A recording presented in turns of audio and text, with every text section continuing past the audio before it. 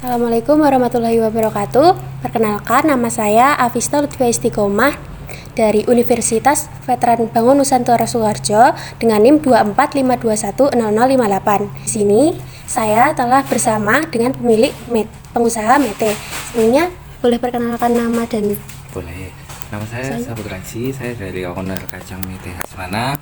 Terus untuk kesehariannya saya juga di sini sebagai owner, juga sebagai tim dari produksi juga sekaligus pengawas dari Kacang Mete Hasmana.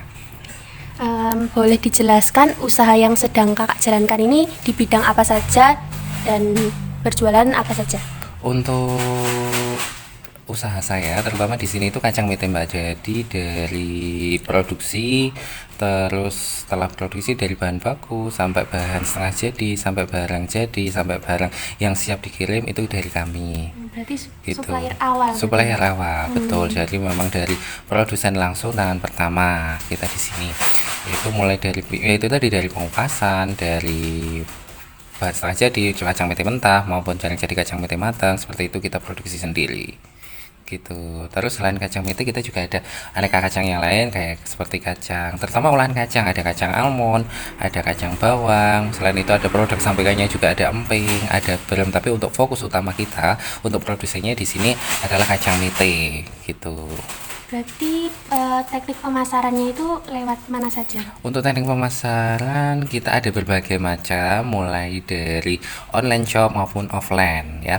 Online shop meliputi dari berbagai macam aspek marketplace seperti yang sudah ada saat ini yang menjamur itu, ada TikTok, ada Shopee, ada Lazada, ada berbagai macam marketplace yang lain juga seperti itu, Mbak. Juga ada reseller gitu mungkin? Untuk reseller ada, reseller itu kebanyakan online dan offline juga ada. Untuk reseller juga banyak yang ambil dari tempat kita untuk dia dijual kembali ya. Untuk reseller kan sistemnya seperti itu. Terus ini usahanya udah beroperasi atau udah dimulai dari tahun berapa atau udah berapa lama? Untuk usaha kita itu sudah beroperasi sejak tahun 2017.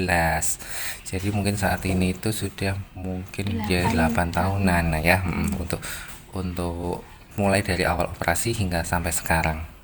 Dan sampai sekarang ini kakak sudah memiliki berapa tenaga kerja yang dipekerjakan kira-kira? Untuk kita kan ada beberapa tim ya Pak ya, dari tim pengupasan, selain itu dari tim pengolahan bahan jadi, itu kita ada tim-tim tersendiri. Untuk dari tim pengupasan itu mulai dari pengupasan cangkang sampai kulit ari menjadi kacang mete bersih, itu kita mempunyai kurang lebih 30-an tenaga kerja. Setelah itu untuk yang dari tim dari pengolahan dari bahan setengah jadi menjadi bahan yang sudah jadi atau barang matang, itu total ada 7 karyawan. Jadi total di tempat kita itu mungkin kurang lebih 37 orang karyawan. Dan itu bertahap, nggak langsung di awal buka usaha ini langsung segitu banyaknya gitu? Enggak, dari awal itu kita cuma satu saya rekrut satu orang tenaga kerja. Terus selain itu kita pengupasan sendiri, saya kupas sendiri, saya bersihkan sendiri, saya proses sendiri, dibantu dengan seorang karyawan. Jadi memang selain itu dari saya ada juga keluarga juga, mungkin ada beberapa orang yang ikut di sini ikut andil dalam produksi. Setelah berkembang, kita sedikit-sedikit tambah karyawan lagi. Kita mulai ngupaskan ke buka peluang usaha untuk merekrut tenaga kerja yang lain lagi untuk di tim pengupasan. Jadi kita tim pengupasannya juga sudah mulai sedikit terbentuk ya di masa itu. Oke, itu kurang lebih baru 2 karyawan waktu itu, 2 karyawan ditambah 1 karyawan di tim dari ini pengolahan. Setelah itu total hanya 3 waktu itu. Setelah itu tambah hingga saat ini total karyawan itu sampai 37 tersebut. Terus untuk prosedur rekrutmen atau kriteria yang kakak pilih untuk menjadi karyawan kakak yang sekarang nih jadi kurang lebih 37 itu apa saja? Tergantung ini. Yang pertama itu prinsip saya itu yang penting kejujuran ya, kejujuran yang nanti kalau untuk masalah skill itu bisa kita bantu, kita belajar ya. Yang pertama itu jujur, terus mampu mempunyai integritas tinggi, juga dia selain itu juga dia mau bekerja sama dengan tim maupun individu, paling enggak kategori itu harus tiga kategori tersebut juga harus dimiliki seorang karyawan yang ada di sini.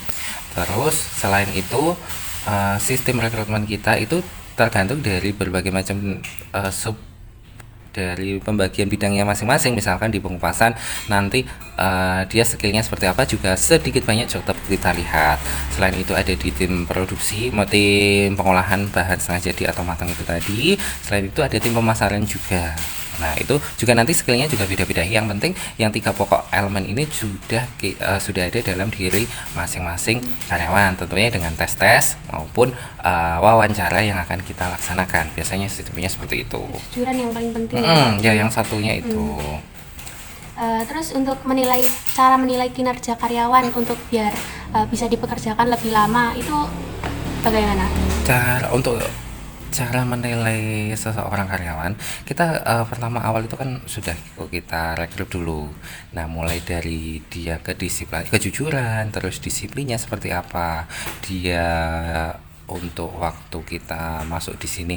Jadi kita tuh melihat seorang karyawan itu kan kita dari beberapa macam aspek ya, mulai dari kepribadiannya itu tadi, terus dia soft skillnya seperti apa, sampai dengan kejujurannya tadi yang utama itu seperti apa, terus apa integritas dia kepada perusahaan atau kepada tempat kerja ini seperti apa, seperti itu Mbak.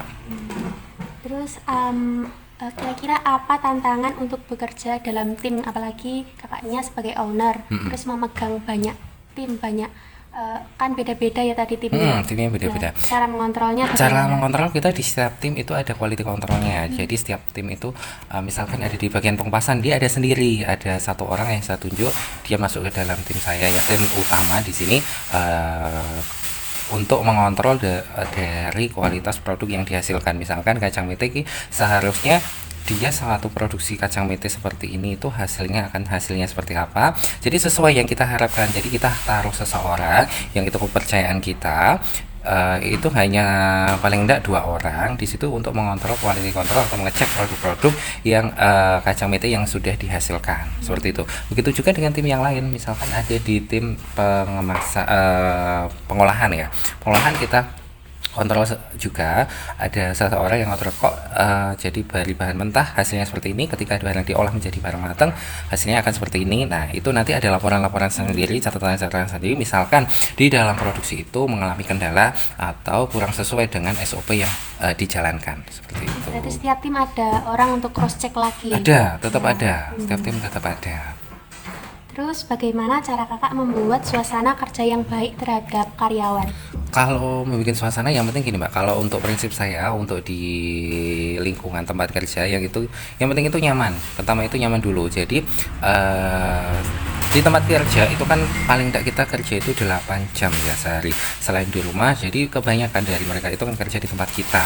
Nah, gimana kondisinya supaya tempat kerja itu, lingkungan kerja itu nyaman? Sehingga apa tujuannya, ketika di lingkungan kerja itu nyaman, itu karyawan itu otomatis juga akan istilahnya betah. Dia nyaman di situ. Jadi ketika nyaman, dia hasil usahanya, hasil kerjanya juga akan maksimal.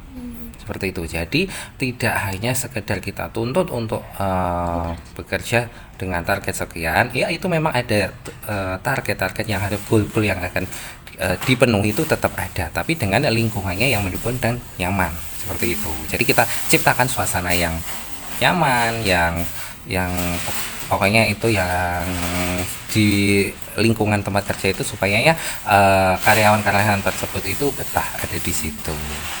Terus bagaimana, ini kan mete, sumbernya dari Wonogiri langsung, itu cara pemilihannya, terus menentukan kalau itu supplier yang akan kita ambil gitu bagaimana? Kalau kebetulan kita kan dari mete kan yang ada di Wonogiri itu kan kita banyak sih pohon mete yang ada di lingkungan Wonogiri.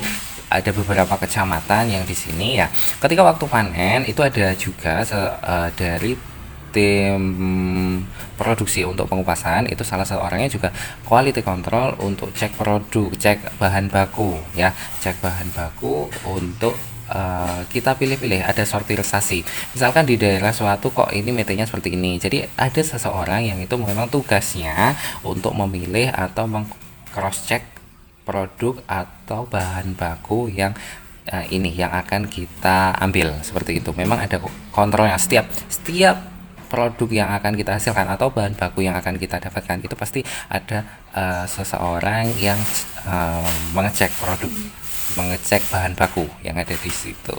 Berarti tempatnya kalau tempat satu kira-kira metenya mas ada masalah atau kurang itu bisa dipindah ke lokasi-lokasi lain gitu? Nggak tetap suppliernya nih? Suppliernya enggak, jadi supplier itu memang kita kan sudah ada supplier itu memang dari awal itu sudah kita perjanjian dengan kategori grade seperti ini. Kalau supplier dengan kategori grade seperti itu dia yang tidak mampu menyuplai dengan grade yang kita minta, otomatis kita juga tolak. Jadi kita nggak masuk karena sudah di perjanjian awal kita dengan kondisinya barangnya yang dia kirim sesuai dengan permintaan kita. Ketika kita barang tidak sesuai, kita juga stop. Kita nggak mau gitu. Berarti kualitas memang benar. Iya, memang kualitas memang harus kita utamakan seperti itu. Baik, sekian wawancara kita hari ini. Terus terima kasih saya ucapkan atas kesediaannya Kak mau diwawancara, atas tempat dan waktunya. Saya ucapkan terima kasih.